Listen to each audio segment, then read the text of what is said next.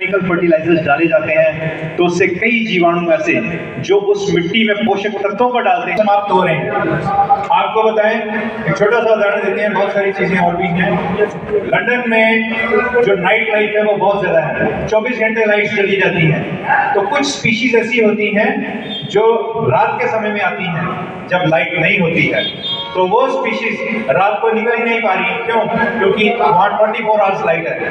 तो वो स्पीशीज जब खत्म हो जाएगी तो उनसे कनेक्टेड जो है इकोसिस्टम और डिस्टर्ब हो जाएगा। तो कहने का तात्पर्य है कि अभी सर आपको बता रहे थे अमन ज्योति शर्मा जी, एग्रीकल्चर केमिस्ट जम्मू, कि हमारा इकोसिस्टम डिस्टर्ब होता है। फिर उन्होंने अभी केमिकल फर्टिलाइजर्स की भी बात की कि नीम कोटेड यूरिया, ठीक, वो किस तरह से प्रभावशाली रहता है कि लंबे समय तक उसका वो रिलीज होता रहता है। नैनो यूरिया और प्रभावशाली है क्योंकि वो बिल्कुल संतुलित मात्रा में जाएगा। जब आप स्प्रे करेंगे तो आपने एरिया आइडेंटिफाई किया है, उस एरिया में कितना स्प्रे होना है वो नैनो यूरिया के माध्यम से बिल्कुल कंप्लीट उसी रेशो में स्प्रे होता है, तो वो बहुत बेनिफिशियल रहता है। सॉइल हेल्थ कार्ड स्कीम के बारे में बताया, अभी कल आएंगे हमारे बीच में डॉक्टर नीरज अग्रवाल जी आएंगे, वो कितनी प्रभावशाली स्कीम है। अब तो ऐसा हो गया है, जैसे मैं आपसे कह रहा था अभी, कि आप घर में जाकर के ये इन्फॉर्मेशन शेयर कर सकते हैं। अब स्कूलों में भी सॉइल हेल्थ के लिए प्रोग्राम्स हो रहे हैं, वहां पर जाकर के उनको डेमोन्स्ट्रेशंस दी जा रही हैं कि किस तरह से ये मिट्टी हमारे लिए स्वस्थ रहना कितनी आवश्यक है। तो ये सारी बातें सर ने अभी आपके साथ की। कल सॉइल सैंपलिंग किट भी आपको दिया जाएगा और डेमोन्स्ट्रेशन दी जाएगी कि अगर लेना है किस तरह से वो लिया हुआ पोर्शन आपने डिवाइड करना है, वो प्योर साइंटिफिकली आपको बताया जाएगा, ताकि आपके माध्यम से जो सॉइल टेस्टिंग लेबोरेटरीज में जो सैंपल आए भी वो बिल्कुल अच्छा सैंपल हो, ताकि उसका सही बाद में पता लग पाए कि आपके खेत में कितनी मात्रा में कौन कौन सा न्यूट्रिशन या कौन कौन सा आपके अंदर वहाँ पे न्यूट्रिएंट्स हैं और आने वाली फसल में आपको कितनी जरूरत उसकी पड़ेगी।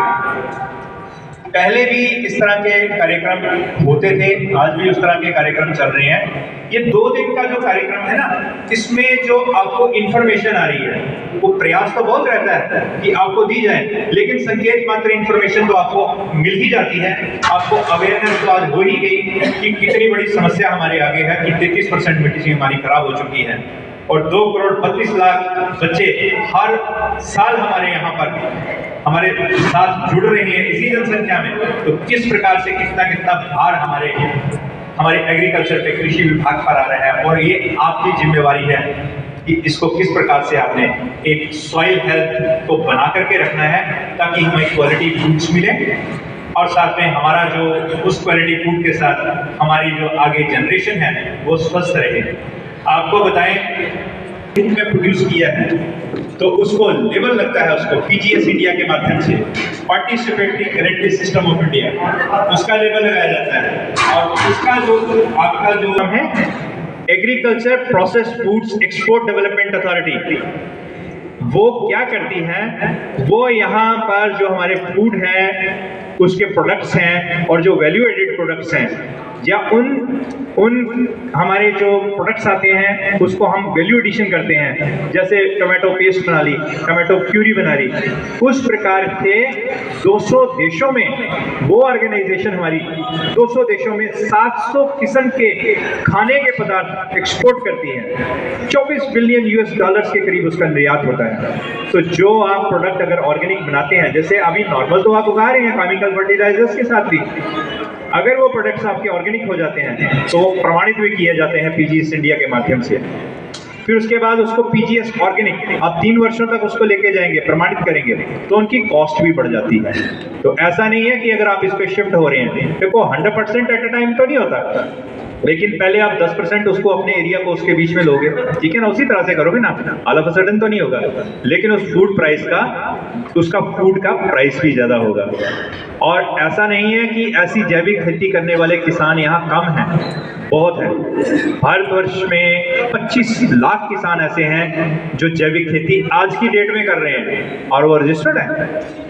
और ये 25 लाख किसान अगर पूरे विश्व की बात की जाए तो उसमें 55% जो लोग हैं वो यहाँ के हैं, भारतवर्ष के हैं।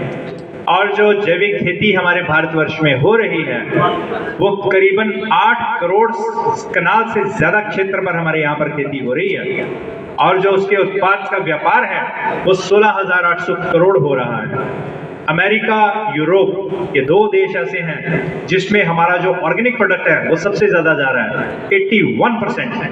तो आप हिसाब लगाइए कि वो लोग अपनी हेल्थ के बारे में कितने कंसर्न हैं। हमारा 81% अमेरिका और यूरोप में जा रहा है, तो क्या हमें वो स्वस्थ भोजन नहीं चाहिए? बताइए, हमें चाहिए कि नहीं? वो क्यों इतना ले रहे हैं यहाँ से और महंगे दामों पे ले रहे हैं? क्योंकि उसको पता है कि हम स्वस्थ रहेंगे। तो वही स्वस्थ भोजन हमें भी चाहिए, हमारी संतानों को भी चाहिए। तो इसके लिए आपको ये इनिशिएटिव्स लेने हैं, उसी के लिए ये कार्यक्रम भी यहाँ पर रखा जा रहा है। इसमें यही इंफॉर्मेशन जो हम आपको दे रहे हैं, ये अपनी फैमिली में आसपास किसान भाइयों को भी आपने आगे एक्सटेंड करनी है इंफॉर्मेशन। और इसको मैंने आपको पहले कहा, जैसे ये केवल मात्र 2 दिन का कार्यक्रम है यहाँ पर, तो आपको संकेत मात्र जानकारी यहाँ पर दी जा रही है, और जो डिटेल जानकारी है वो आपको पता है कि डिपार्टमेंट ऑफ एग्रीकल्चर का बहुत बड़ा तंत्र है। हर पंचायत में ऑफिसर्स हैं, आप उनको जाकर के अप्रोच कर सकते हैं और डिटेल्ड इंफॉर्मेशन वहां से आपको मिल सकती हैं। तो इस तरह से हमने आपको बताया कि यहाँ पर इस प्रकार की खेती करने से आपको उसका उत्पाद का मूल्य भी अधिक मिलता है। पीजीएस इंडिया पहले उसमें रजिस्टर होते हैं, फिर पीजीएस ऑर्गेनिक, फिर उसके बाद आप एपीडा के माध्यम से विदेशों में भी उसको भेज सकते हैं। तो हर प्रकार के व्यवधान हैं यहाँ पर, हर प्रकार की यहाँ पे एजेंसीज वर्क कर रही हैं। देखना ये है कि आप उसमें कितना आगे आते हैं।